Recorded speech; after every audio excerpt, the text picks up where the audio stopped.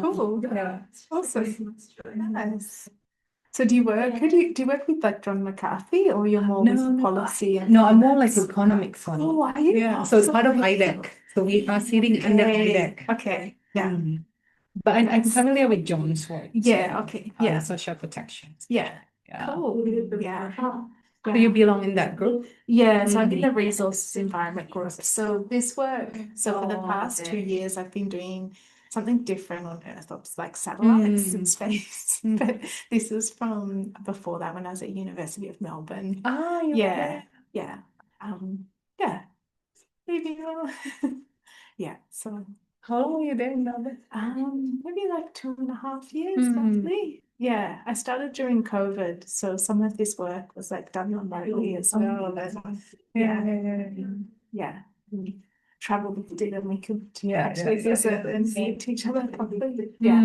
Do you teach? Yes, so I've been teaching like a research subject of environment climate policy, and then this year, so I've just changed my position again until the end of next year, and I'll be teaching a lot more two subjects next semester. Oh, wow. One on social impact assessment. So yeah, social impact can be fun. yeah, I think it's a good subject. It's a good subject. It'll be like clear as well, like quite But again, like the investment, the first semester, so quite heavy. Yeah. The other subject I've done a couple of years, so that will be okay.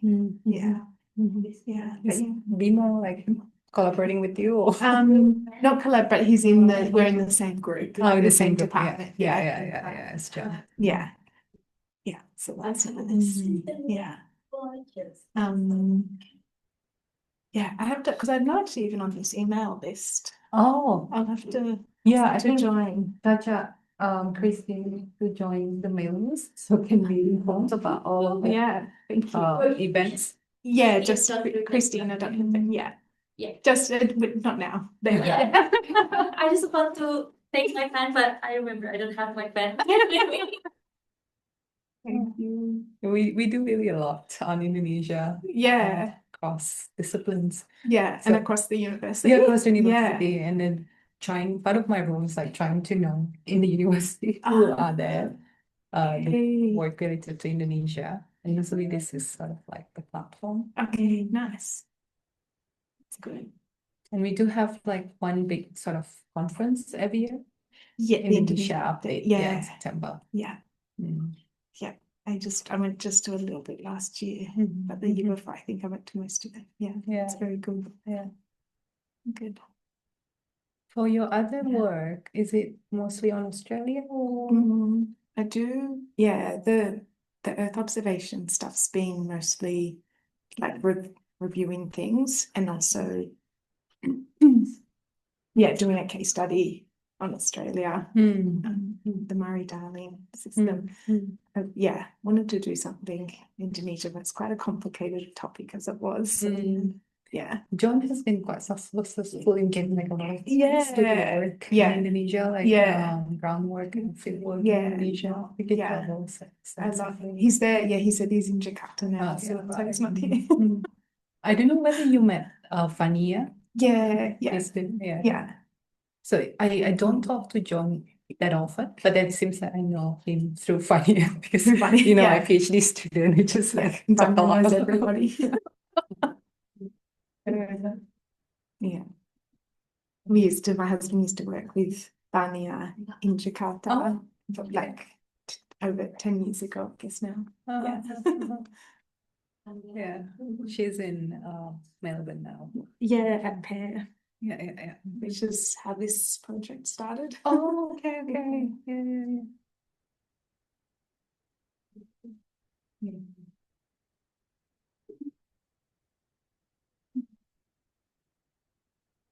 Oh, that's nice, some water.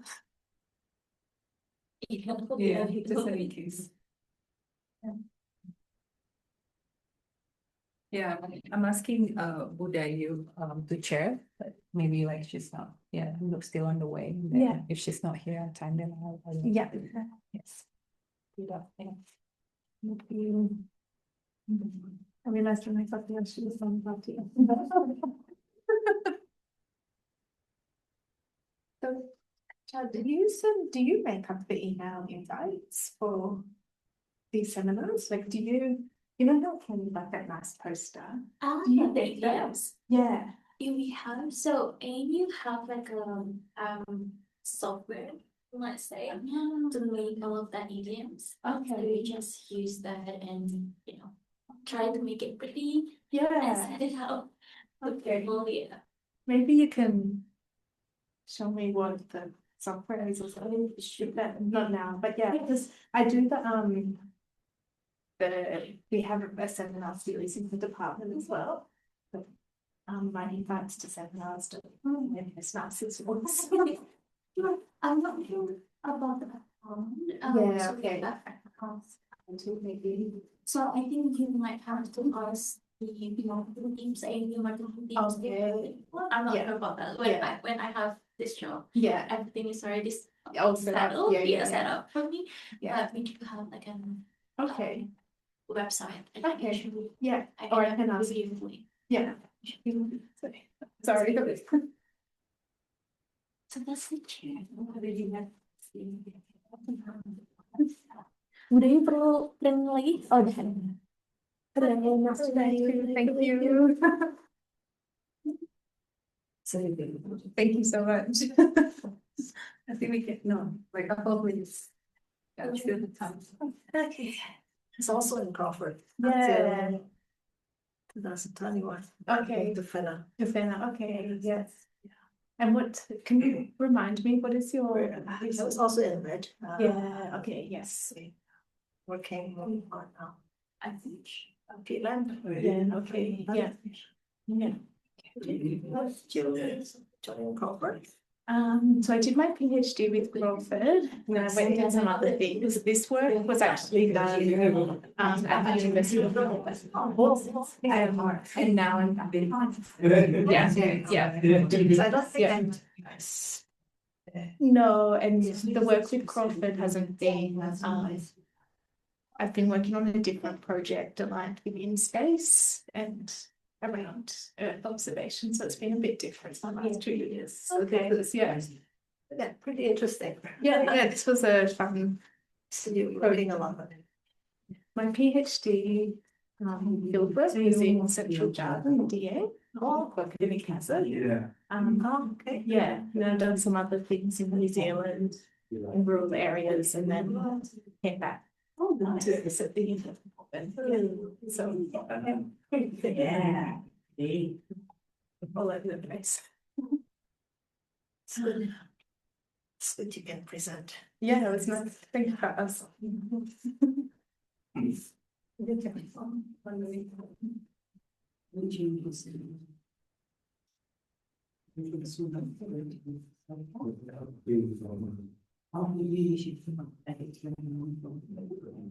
Okay, Mas.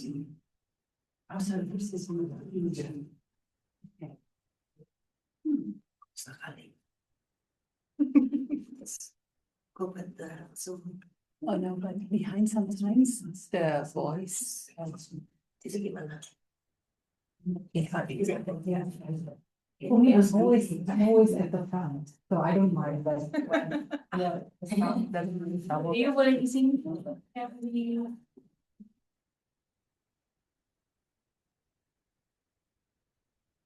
Salah. Udah. Okay. Mulai ya. Okay, welcome everyone to the Indonesia Study Group session today. Rural youth, hope and future making amidst unequal agrarian change in South Sulawesi will be presented by Christina G. My name is Dayuris Sosudarmo, and I'm very pleased to chair this event today. I'd like to begin acknowledging the traditional owners of the land on which we meet today. I would also like to pay my respects to elders past and present. This is a hybrid event, and we will be taking questions from those in the room and online. Those online can write the questions in the Zoom question and answer box, and we will read them out loud. Our speaker today is Dr. Christina G. Dr. Christina G. is a human geographer at the Crawford School of Public Policy. Her research focuses on understanding the intersection between agrarian change, climate precarity, natural hazards, and rural youth livelihoods, particularly in Indonesia and Aotearoa, New Zealand.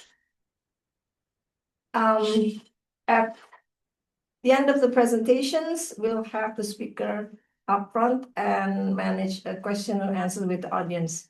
Now I'd like to invite Christina to start this seminar. Really, thanks. Thank you, everyone. Good afternoon. And yeah, I'd like to thank the Indonesian Study Group for the opportunity to present here today. Would you like me to use this? I'm not sure if it's working. Is it? Yeah, it's working. It's working? Okay, sorry about that. Great. I'd also like to acknowledge that we are meeting today on unceded Ngunnawal Ngambri land and pay my respects to elders past and present and to all with continuing connections to these lands, waters and skies. So in today's talk, I will present research that was conducted during a collaborative project with Hasanuddin University in Makassar as part of the partnership for Australia-Indonesia research. That's how it started. So the work that I'm discussing today is not solely my own, but it reflects a few years of collaboration and partnership, and also a lot of fun. Oh, thank you. Between the staff and students at the Forest and Society, you can just, yeah, thank you. The staff and students at the Forest and Society Research Group, and the University of Melbourne. So Indonesia's rural youth are negotiating life and livelihood pathways radically different from and increasingly more precarious to those of their parents. Changing agrarian relations, livelihood aspirations, educational pathways, and reduced access to land mean that young people are seeking new opportunities, often away from their rural homes. Yet, as the son of one aquaculture farmer explained, transitioning to new opportunities away from agriculture isn't easy. He says, "I want to go away. I'm bored here. But if you are looking for work, it is very difficult, especially now. If young people want to find work, if they have no inside connection, then that's a problem. That's why a lot of my friends are unemployed." So how have we got to this position where some rural youths struggle to secure opportunities in both agriculture and urban-based settings? And how are young people formulating their hopes and engaging in practices of hopeful future making amidst this economic and agrarian landscape? So from 2021 until 2023, our team worked in the Maros district of South Sulawesi to understand the hopes and aspirations of rural youth living in a landscape of widespread agrarian change. Understanding hope in this context first required examining how agrarian change is shaping aspirations and opportunities. So before I get to the hopes of young people, I'm going to provide a brief overview of some of these dynamics. So as many of you are well aware, agrarian transition is the process wherein societies transform from non-urban populations dependent on agriculture towards urbanised, industrialised and market-based societies. However, in reality, this transition isn't always linear or clear-cut. So Tanya Lee describes truncated agrarian change as when there is no clear pathway from country to city, agriculture to industry, towards a living wage. And she argues that the truncated nature of change makes livelihoods radically insecure and more precarious. This is particularly so for youth who are navigating and pursuing livelihoods very different to those experienced by their parents. In Indonesia, insecure livelihoods and precarity is also related to the fact that farming doesn't always provide a stable income, and it's increasingly difficult for youth to purchase land. Yet at the same time, as small landholding sizes and access to land is decreasing, youth are also achieving higher levels of education. And there is an aspirational shift towards professional, modern and salary-based work. Yet even with qualifications and increasing rates of migration to urban areas, Indonesia's labour force remains precarious. Some of the aspired jobs that youth hope for, such as in the public service, don't always materialise. Instead, after completing educational achievements, youth can sometimes find themselves lingering in informal roles. And another piece of understanding the hopes of rural youth relates to the way rural youth are depicted in the media and within government policy. So, for example, the problem of an ageing farmer population is widely reported on, sorry, we'll just go back one, in Indonesia's media, in policy programs and within academia. So like other Southeast Asian countries, the average age of the smallholder farmer has risen, prompting questions about who will farm for the future. Sometimes youth in rural areas are also depicted as being uninterested in farming. Maybe there's sometimes a narrative that it's seen as dirty or difficult or too labour intensive. So in response to some of these dynamics, policies have been developed to promote a more modern style of farming that's attractive to youth. An example includes this Millennial Farmer program, which aimed to ultimately turn 2.5 million millennials into technology-savvy farmers within 5 years. Other programs have arisen through the entrepreneurial turn to rural development, wherein young people are encouraged to stay in the village and open businesses in the aims of revitalising rural areas. However, the problem with some of these programs and the thinking that's behind them is that they can assume that this generation problem in agriculture can be solved through technocratic fixes. And they can also overlook some of the structural barriers that youth face accessing land and establishing agricultural livelihoods. So they can assume that given the right set of technologies and training opportunities, youth have the inherent capabilities to realise their life and livelihood hopes and aspirations. In light of these narratives, our research team aimed to take a step back and look at what rural youth hope for themselves. So why are rural youth sometimes turning from rural areas? What happens when they leave the village? And where do their hopes and aspirations for the future lie? Amidst this context, our research asked, how do rural youth navigate livelihood precarity while holding on to their hopes for a better future? So what is hope and why was it the focus of this study? Within the theory, hope is understood as a complex and multidimensional concept with many definitions ranging from the fields of psychology to critical geography. However, across all of these definitions, we found that there are two necessary preconditions, and these include the existence of uncertainty and the presence of desire. Hope is therefore a generative action which arises when people face uncertainty while maintaining their desire for a better future. Young people's hopes are therefore not solely preoccupied with an endpoint, but are constantly recalibrated, accommodating doubt, contradictions, and despair. And they also incorporate ideas around a good and meaningful life. So our study focused on hope to acknowledge the agency of young people and their willingness to redefine their futures. Hope research has expanded in recent years as a response to widespread socio-ecological crises and growing conditions of economic uncertainty. For example, it's now seen as a key enabler of climate action. As Bishop and Wills describe, without hope, it would be all doom and gloom. So to describe young people's hopes, we used Webb's conceptualizations of the different modes of hoping, which include patient, estimative, and resolute hope. We used these three qualifiers or themes to describe how young people formulate their life and livelihood hopes and how these vary across gender, class, and other social identities, and how they change over time and with different circumstances. So I'm now going to turn to an ArcGIS story map, which I will use to present the research findings. And you can find a link to the story map here if you'd like to follow along for those online, or at a later time.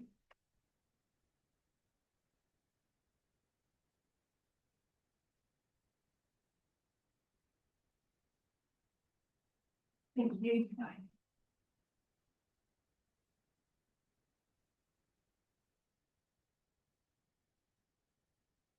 So our story begins with the journey of a young woman who is navigating the transition to adulthood amidst widespread landscape changes occurring in her area.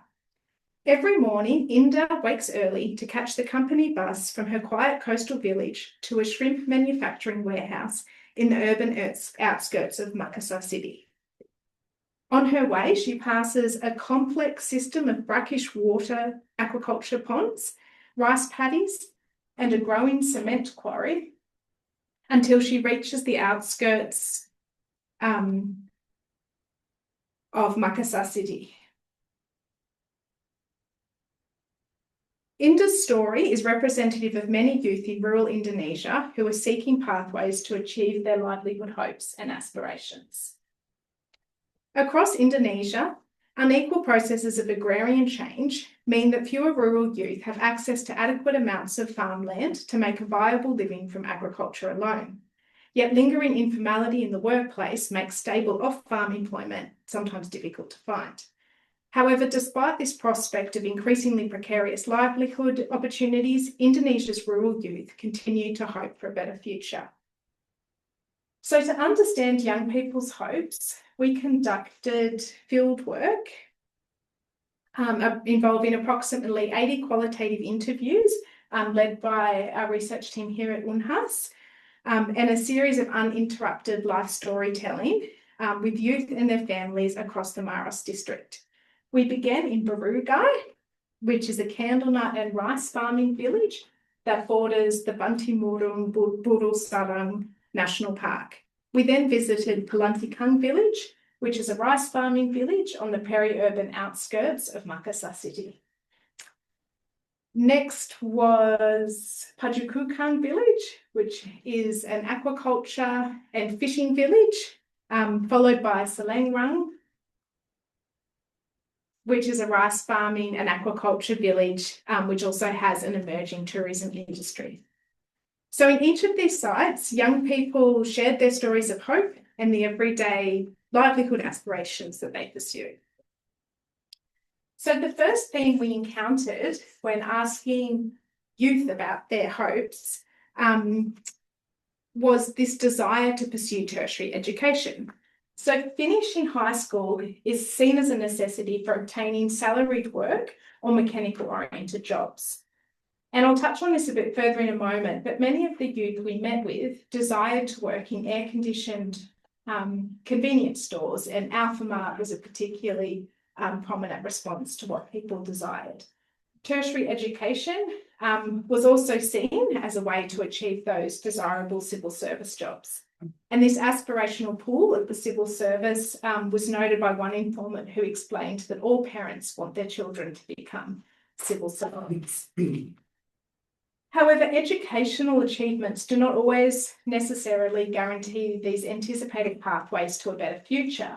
And despite national discourse promoting education with progress, job market conditions do not always deliver for educated youth. So Jess Plendining's work with youth in Flores describes this in quite detail about the challenges that youth encounter when they are searching for work after tertiary education. So if tertiary education doesn't always secure a future, then there's a need to devise more creative pathways, and these often involve migration and entrepreneurialism. So during interviews, we heard how many rural youth turn to migration as a means to realise their hopes. Yet the benefits of migration are shaped by gender and class dynamics, as we'll talk about in a moment. So, for example, those youth who had secure access to farmland and were more likely to be in a position where they might inherit that land were more likely to keep one foot in either world as they cyclically moved between rural village life and urban-based education or salary work. So some of these youth continued to return to the village, sometimes during the weekends, to help out with plantings. One informant who was studying a teaching degree explained how her future hopes are tied to the continuation of farming alongside a job as a teacher in a nearby village. So this would provide a source of dual income and allow her to live in the village while still maintaining land. She explains that she had always loved going to the fields and she carries that feeling with her until now. However, those without access for the funds to pursue higher education or to farm secure land were more likely to travel further afield. And this included young unskilled women who might pursue roles as domestic helpers in Saudi Arabia or Malaysia. Young men secured jobs in oil palm plantations, labouring for land conversions as part of aquaculture in Kalimantan, in the transportation industry, for fishing around Papua, or construction work throughout Sulawesi, Papua, Kalimantan, and Malaysia. And then even within Maros, we see how youth engage in a range of mobility practices as they access education, university, labouring jobs, manufacturing work, retail, or opportunities as drivers or mechanics. So while migration is driven through hopes for a better future, and it can be used to support upward class mobility through remittances, which might be used to purchase land, educate children, or embark on religious pilgrimage. For some youth, it also introduced a new form of precarity. And so this precarity included violence, insecure salaries and work conditions, high living costs, and alienation from local educational systems. So returned migrants from Kalimantan or Papua explained how some of the advertised jobs in oil palm plantations, hospitality venues, and labouring for aquaculture conversions failed to meet expectations. One returned labourer quoted, "I couldn't stand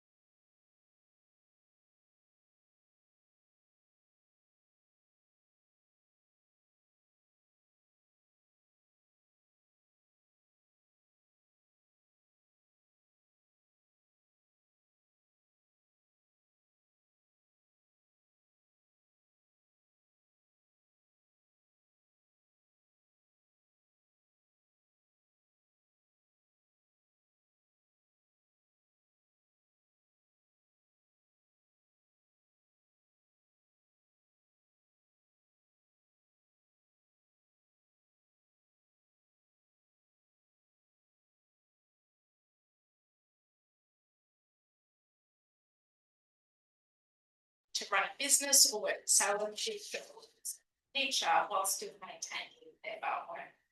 So this finding contrasts to some of the narratives I showed previously that suggest that maybe youth are turning from farming when they're uninterested from farming. And it also suggests that some of these youth on education and training agriculture to also look at the ways in which land is secured for tomorrow's smallholder farmers.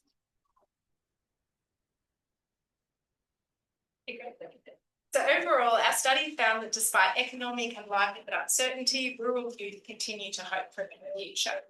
This process of hoping or future making is to believe that the future is uncertain but influenceable, and that the possibility of a trajectory of upward mobility despite socio-economic constraints is possible. As well as this realisation of a good and meaningful life, that's very important too. So hopeful futures are realised through activities involving migration, and local entrepreneurialism, yet hope also remains tempered by underlying class and gender dimensions alongside societal norms and expectations.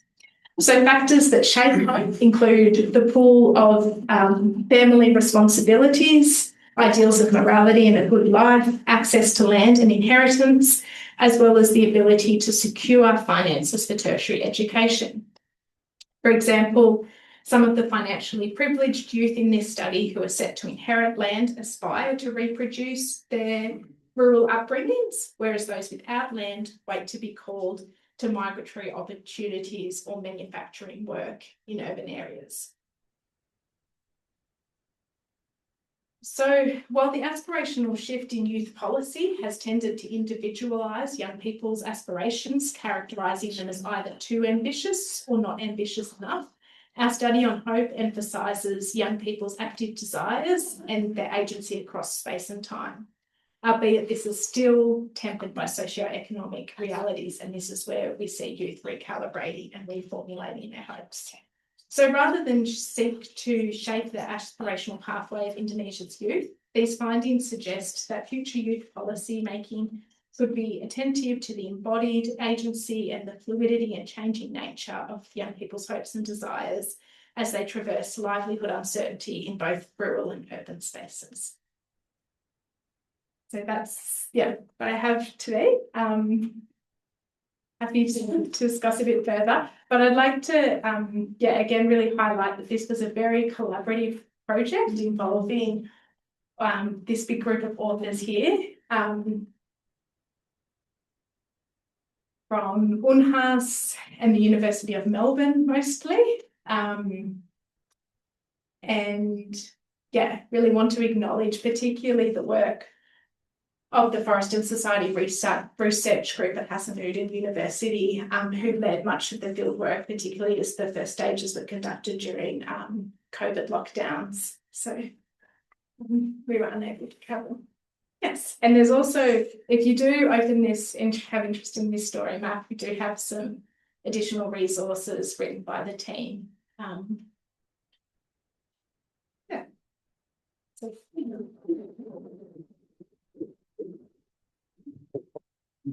Thank you, Christina, for insightful presentation. I think we have quite a bit of time. So let's start. Questions from the floor first. I will take 2 questions first. Thanks, Diane. Thanks, Christine. That was very good.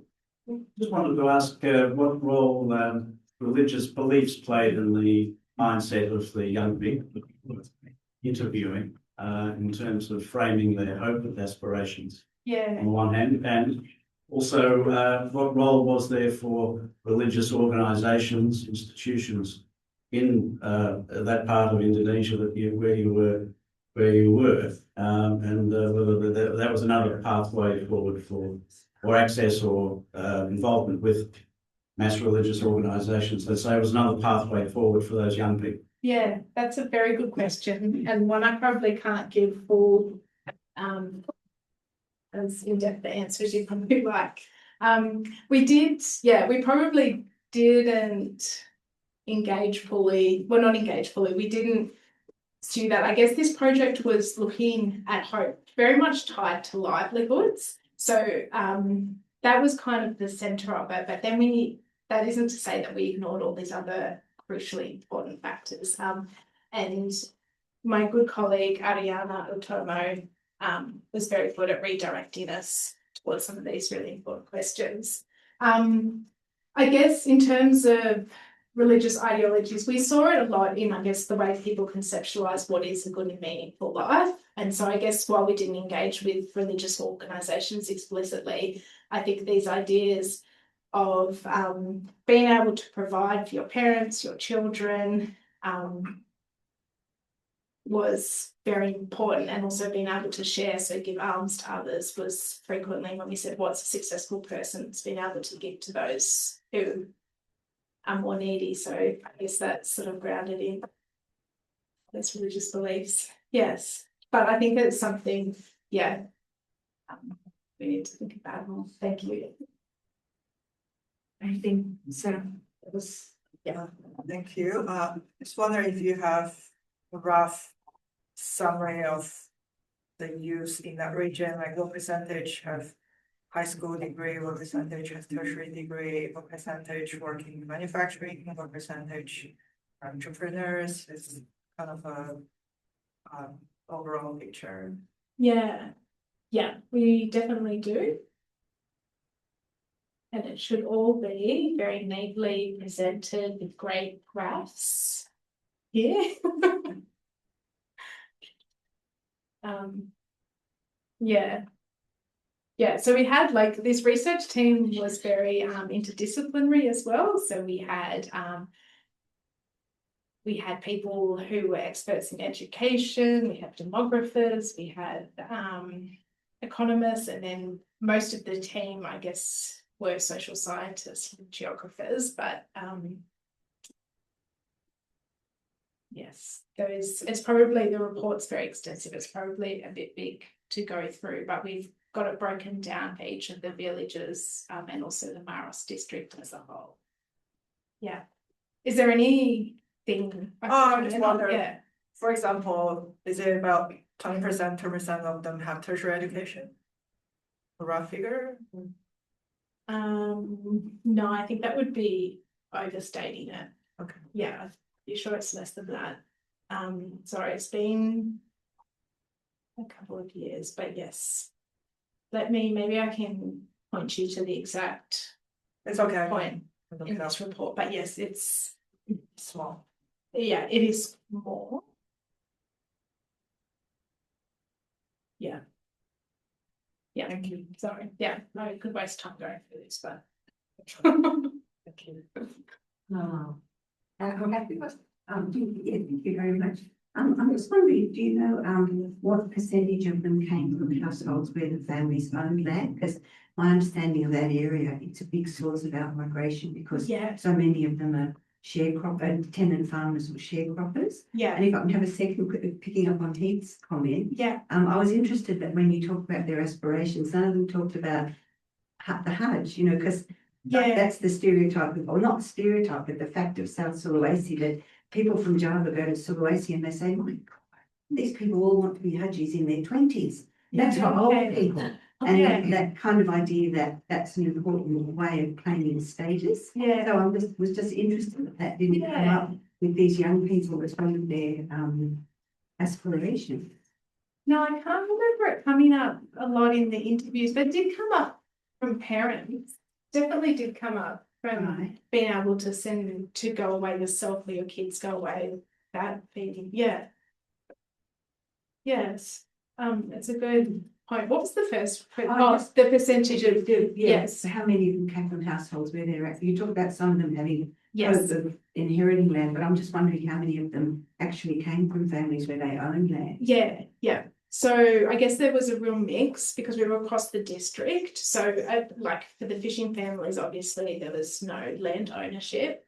In the highland villages, like those closest to the national park, land ownership is a bit higher.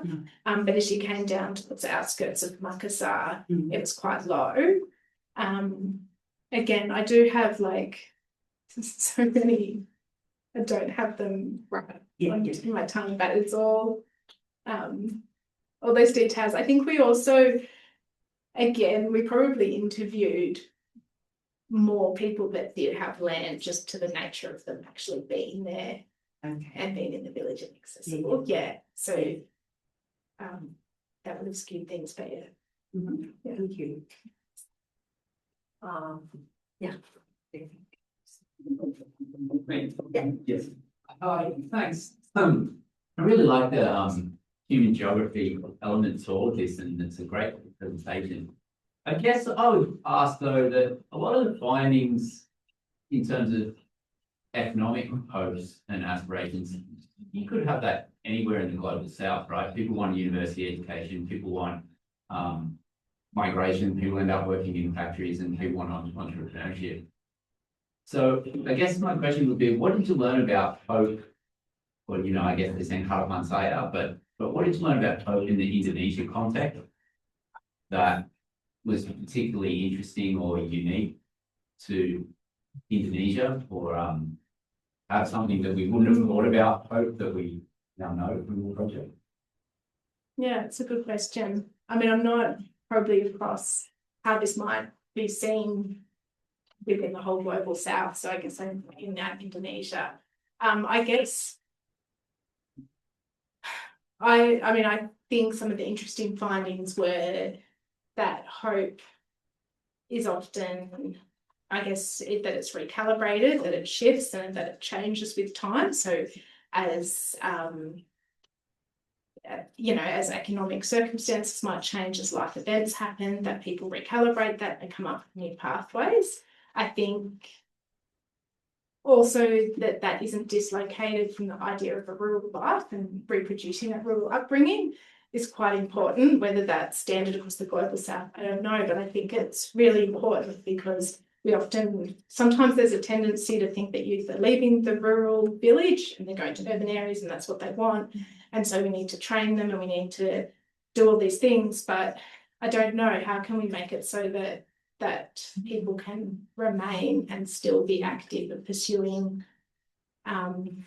through active activities, but still remaining there. Yeah, I mean, everybody spoke about just a good and meaningful life. Maybe we could dive into that a little bit more detail, but that was tied to being able to care for your parents, provide for your children, and also to have enough that you can support yourself, but also give alms to others. That was pretty standard spots as well, and the important things. What else might be unique to Indonesia? Yeah.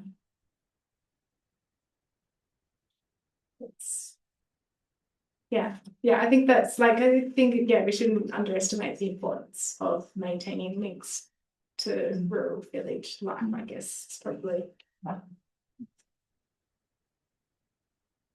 I think we will take one questions online first, and then we will go back to the floor. Yeah, we got a couple of online questions. The first one is from Giri Dagama from ANU.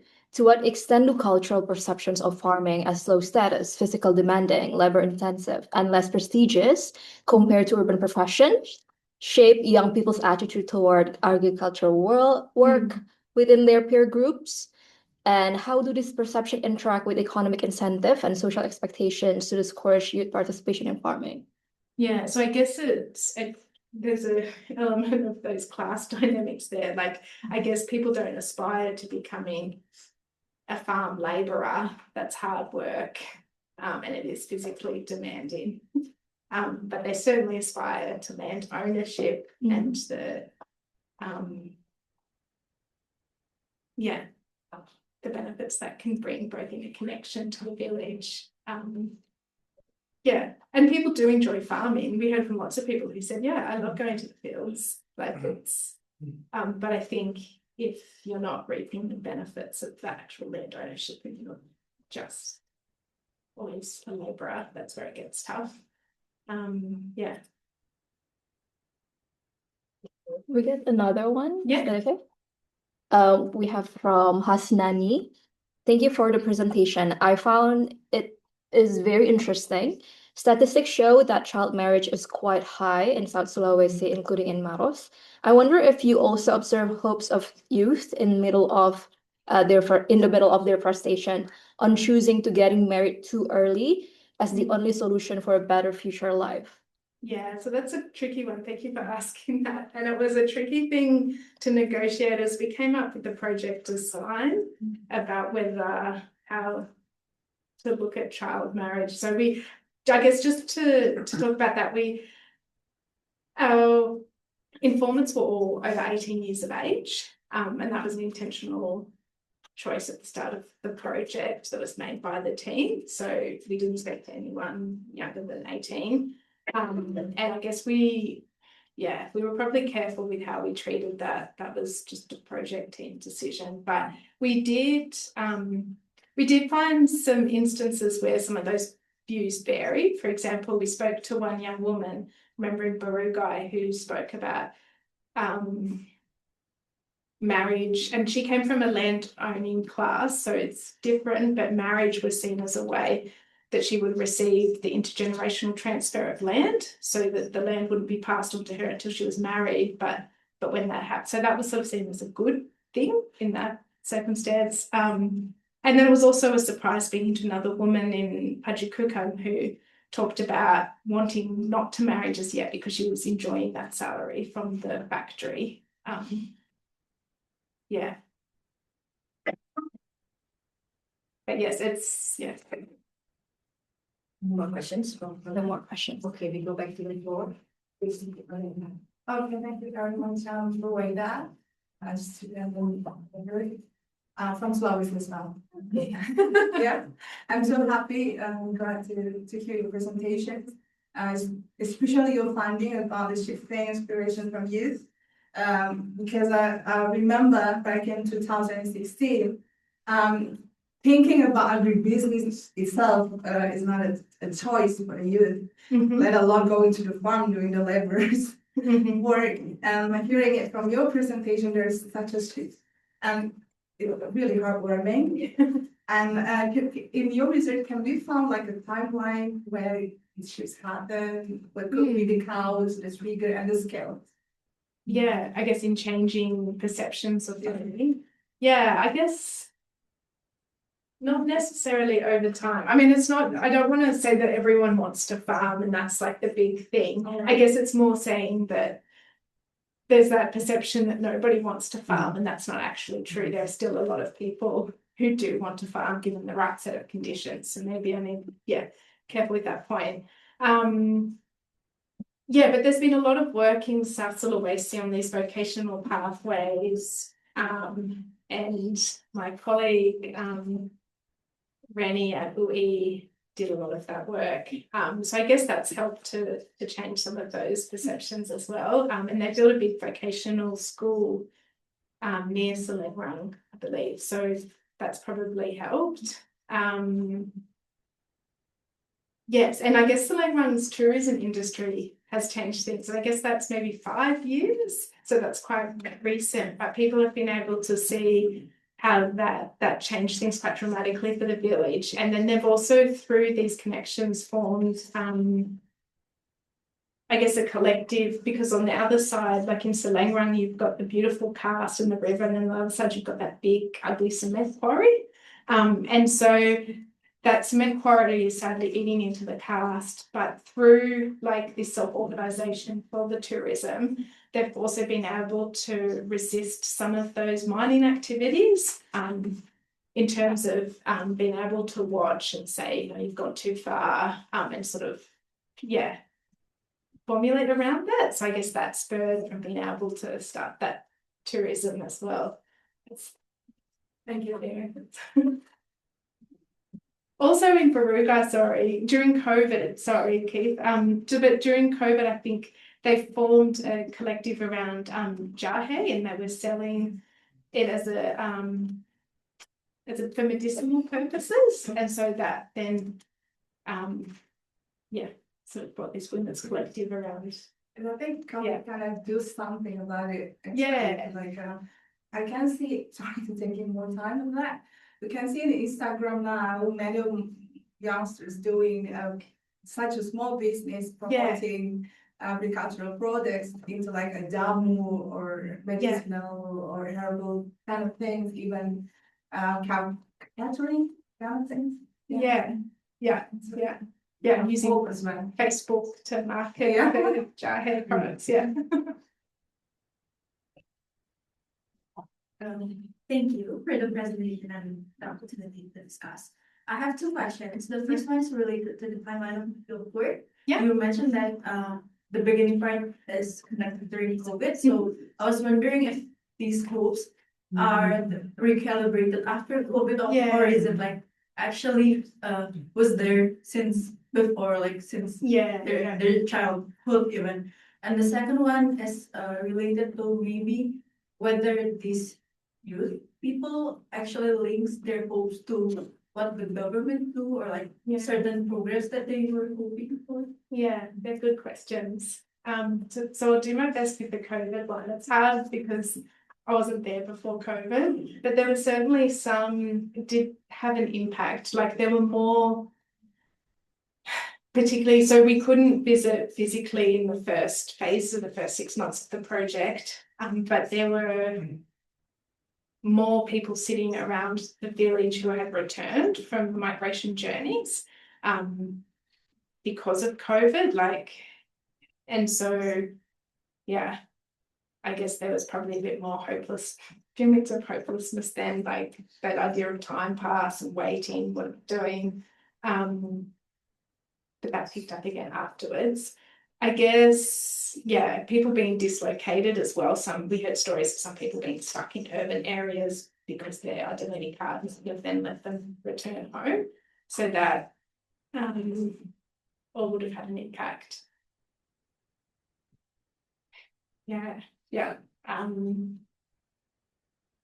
But my understanding is then, things lived and people travelled again and re-pursued these pathways. I think COVID had a big impact, and it's still something that probably could be understood a bit more and studied. It's hard to get your head around the fishing networks and everything, but it had a big impact on fishing, and people changed. So traditionally, people in Pachacukang went to East Kalimantan to fish, and during COVID, that transportation pathway, I think there was more resistance from fishermen in Kalimantan saying you can't come here to our waters, which sort of had a flow-on effect, and so now those fishermen are going to other parts of Sulawesi and Papua, so it has impacted some of those migration flows as well.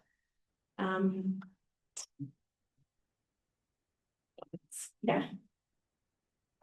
also, I guess just the freezing of the whole seaweed, the seafood processing, things like those factories weren't open. So there wasn't shrimp processing work in Makassar for people to pursue during that time. We do, I can share some more articles with you as well on I guess the two things, my colleague Vika wrote a great article on, and she focused on the seafood commodity chain and agricultural products, particularly talking about the ginger in upland areas. So that really good resource too. And then what was the second part again? Whether they link their hopes to like certain government program.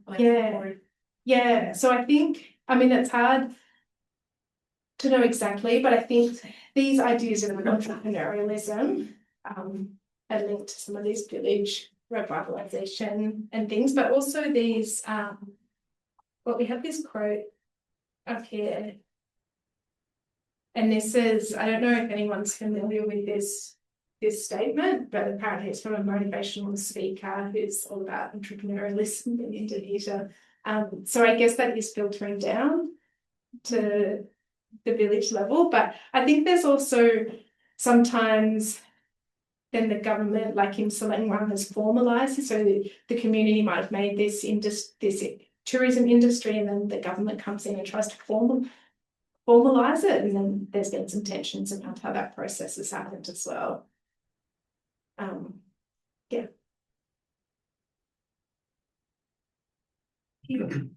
Thanks, Christina. Yeah, my question sort of builds up on that previous one, I guess.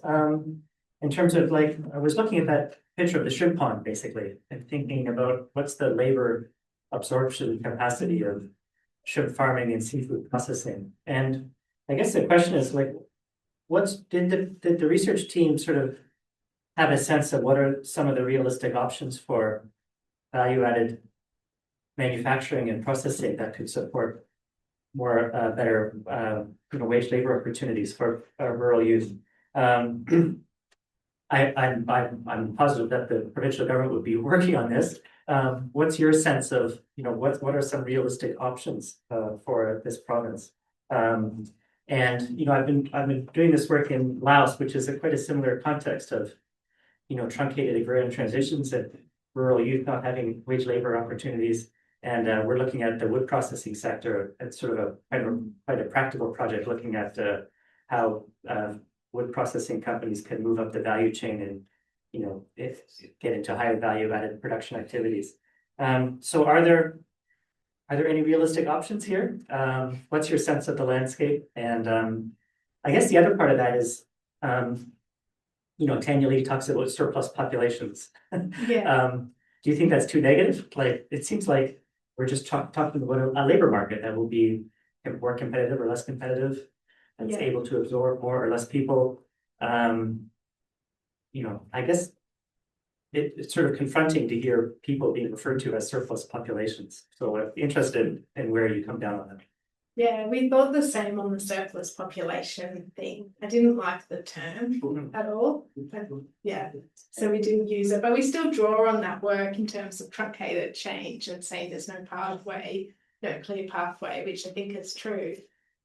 But yeah, I didn't like surplus population. That was awful. Pretty tough category. Yeah. Any thoughts on so I've gone back up food to processing and things like that? image because seaweed is the big thing. Marine seaweed, but also I don't know how realistic it all is, but it's the big thing in Sulawesi. So our team weren't looking at marine seaweed, so I can't comment extensively on that, but there's a lot of work that happened. But we did look at this, which is seaweed farming inside aquaculture ponds, which I guess is just an add-on to this big seaweed boom that's happening in Sulawesi and other parts of Indonesia. This was seen, so a lot of people were finding that aquaculture is just not productive anymore, but once it's converted to aquaculture, it's hard to know what to do with that pond. So people use it to keep milkfish, but the shrimp is very capital intensive, and when we're seeing increasing floods due to some of these landscape changes and probably the flow and effects of climate change as well, it's shrimp's becoming quite a problem. With fluctuating salinity and flood levels and a whole bunch of reasons, and obviously just disease and the general declining productivity. So these farmers are growing seaweed in their ponds, which is used for agar. And yeah, we were talking to them about maybe they'd like to set up local industries processing that agar into puddings. I'm not sure how that's progressed, but I think the provincial government is very much focused on seaweed. That's there. So they've helped have extension programs around integrating seaweed into the ponds in a polyculture system with the fish, because the fish eat the algae and then the locals eat the fish. And seaweed, it's very labour intensive, so you're just continually harvesting it, and it's quite resilient to floods and salinity fluctuations. But again, there's so much seaweed being produced. It'll be interesting to see if there's what will happen to it all. Yeah, it's huge. The provincial government's putting a lot of money into seaweed. Yeah. Yeah, thank you for the presentation. So this research tries to collect stories of hope of the youth due to the agrarian change. I wonder whether you also find any story that unhopeful, that maybe becoming farmers, that the least option that they have because of the economic difficulty, Yeah. and that can be a form of their desperation of their difficulty. So finally, they just take it as a hope. So how we know that it's a real hope and fake hope? And finally, we say that they still have hope, or maybe it's just a verification of hope that we finally conclude that they have hope. What do you think in this case? Yeah, yeah. I guess we've definitely heard some stories that felt quite a bit hopeless, sadly. I think some of those were, yeah, related to, there's a lot of, in one of these villages, there's a lot of migration happening to Papua. And there's a big communities, and so there's trading opportunities to go to Papua, and also work in fishing vessels in Papua. But some of those, not necessarily for trading when you go and establish yourself with families, that probably not. But I think some of these journeys to fishing vessels weren't always, you know, because they were quite low down on the pecking order of the fishing boats. And then to come back with not much money and to not know what to do. Yeah, that was particularly in that peri-urban outskirts of Makassar. Yeah, there was some kind of hopeless stories. Also, some children who had gone with their parents to Kalimantan to work on plantations that had then come back. So not just Kalimantan, but Malaysia, who had come back and were struggling to integrate back into the education system, felt, I would say, a bit hopeless. Yeah, but I guess why we haven't focused on that, I mean, well, we do focus on, we're talking about those class and gender dynamics of hope, and I guess we probably steered away from saying hopelessness because I guess most people were doing something, and so as in they were actively pursuing an idea or something, even if that was to wait until their brother in Papua called them to come and work on his new store or fishing boat. There was still some kind of plan in place. Yeah. Yes, but people talked, sorry, and the hopelessness again, people talked about if you really wanted those nice, good jobs, you wanted connections. And so I guess that's kind of hopeless. Like, how can you ever make it? Even if you do have really good grades, you've got that tertiary education, you've got that behind you. If you don't have any connections, people were like, there's no point, I can't get into that desirable job. Yeah. Yeah. Yeah, so just in your response to Keith, it just made me think, how are they stocking the ponds? Do they now have hatcheries, or are they still collecting nene? And is that a sort of a low level of labour and for both the prawns and the little fish? Yeah. So I think there's, I think that are there hatcheries or? Yeah, because I mean, many years ago there weren't hatcheries, and it was this labour-intensive thing of catching wild. Yeah, no, I don't know what nene is in, but little ones. Yeah. Stocking, so the ponds were always stocked with wild, that people caught on the beaches. I don't think that's happening anymore because the wild shrimp, there's not enough of them, it's my understanding. So that's one of the reasons for declining productivity, that they still don't have hatcheries. Yeah. Oh, Okay. and and I think a lot of the crab farmers were importing the crabs and then stocking the ponds as well.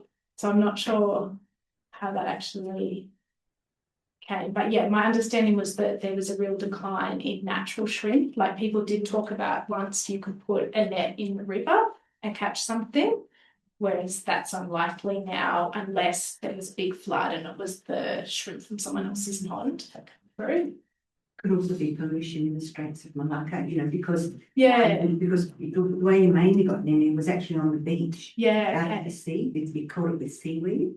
So, and I know there has been a big concern with industrial pollution in the Straits of not Malacca, Straits of what do you call it? Between Sulawesi and Borneo, that strait, what's it called? Whatever it's called. Anyway, I remember the government talking about that a long time ago, and about worrying about in the future that would have an impact on this aquaculture because, you know, it's all connected to the sea. You know, the Unrudian that was one of his big, you know, something we've got to do something about. So I don't know, maybe. And also the like declining mangroves in this area would be a big Slap my thing custard. yeah. Yes. Just want to push the question from us about government programs. So the first one, you mentioned about millennium farming. Yeah. Can you just speak a bit more about that? Is it like part of the central government program where now it was and it is still there in Maros, and then that somehow sort of like also influence how youth forms their hope around the program? Yeah. And then second, because the interviews were during COVID, and then back then there was also a big program, Prakerja, like would this ever come out like in the interviews, how that was helpful for them to gain skills, to learn something new in farming? Then because it also came with money, and that made it like even possible for them to pursue that, making them more hopeful. Any stories around that? Yeah, I can't think of any specific examples, but I think with the millennial farming program, it's about providing like training and expertise. So there was the construction, this vocational centre near Select that was providing agricultural focused training for young people. I guess the problem that we heard with some of these programs was that didn't necessarily lead into a secure job. Job dislocation.